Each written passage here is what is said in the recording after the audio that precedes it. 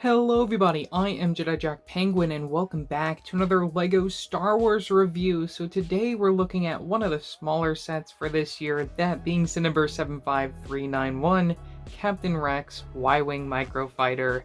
This set includes 99 pieces for the price of $12.99 when it released on June 1st of 2024. This set has had a bit of controversy due to the minifigure inclusion. Captain Rex, who happens to be the same exact minifigure that also came in last year's $650 UCS Venator. There are lots of people out there who think this minifigure should have remained exclusive to that big expensive set, as LEGO themselves even advertised the minifigure as exclusive to the set in the instructions. Personally, I'm glad that LEGO is giving anyone who would want a version of this minifigure a fair shot. Why should we be unhappy that desirable minifigures are showing up in cheap sets? Like, heck, if this becomes a normal occurrence, I really wouldn't mind, especially as someone who just doesn't buy every big LEGO Star Wars set. They're just so expensive.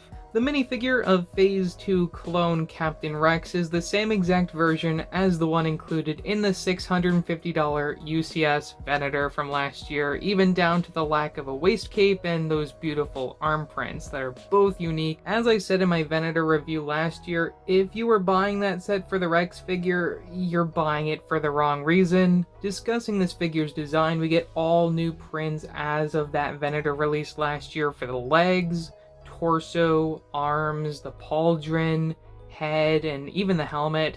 Lack of a waist cape is really my only issue with this figure, but as far as consistency goes with what they've been putting out, I can somewhat overlook it. I've talked helmet holes so many times before, they don't really bother me. Having recently gotten the Captain Rex upgrade kit from M&RProductions online shop, parts made by Grandpa Clone Customs, I'll link them below, not sponsored, though I did receive this as a free gift.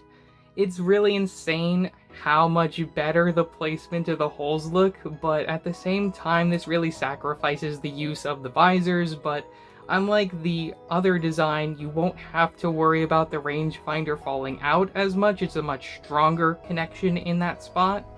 The other accessories included in this pack include a smaller pauldron, a comma, as well as two blasters like the ones you see in the TV show that work wonders to make this an amazing figure. Seeing what these custom companies can do really makes you question if LEGO could do better than just good enough.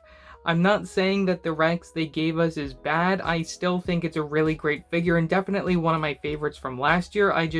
I think that there's definitely some work to be done from LEGO if they want to compete with those custom companies. I really don't have much to say about this build other than I wish that they made a true minifigure scale set instead. Honestly, with how desirable a Rex figure is and looking at the aftermarket prices, I'm really surprised that they didn't go in that direction. This is also not the only time we've seen a Y-wing Microfighter from LEGO, the previous three being from a Build Your Own Adventure book, one from Rogue One in 2017, and then another one for The Rise of Skywalker in 2020. This one is obviously based on the last season of the Clone Wars TV series, including a white and blue and gray color scheme for the 501st Legion.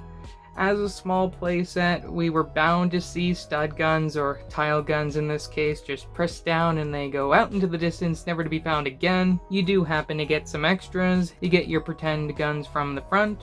From the back, you get your engines that feature some lovely trans pink dish pieces. Happy to see those appear in that color.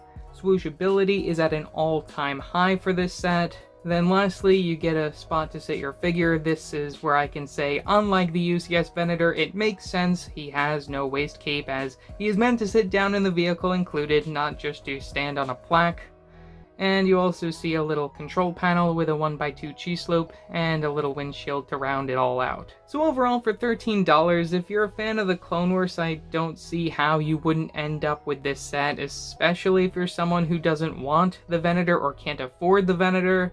I don't know why you wouldn't want that set though. It's really beautiful and I really can't wait to get a hold of it again in the coming year. I'm really happy for those who wanted a cheap option to get this figure. I really hope that LEGO does more of this. Let's not fight over desirable figures coming in cheap sets. Let's embrace this so we can get more. So yeah, that's all that I have to say for this video. Leave your thoughts in the comments below. Do you agree with me? Also, don't forget to like and subscribe and hit that bell to get notified about future videos. So yeah, that's for now, and I will see you next time. Bye!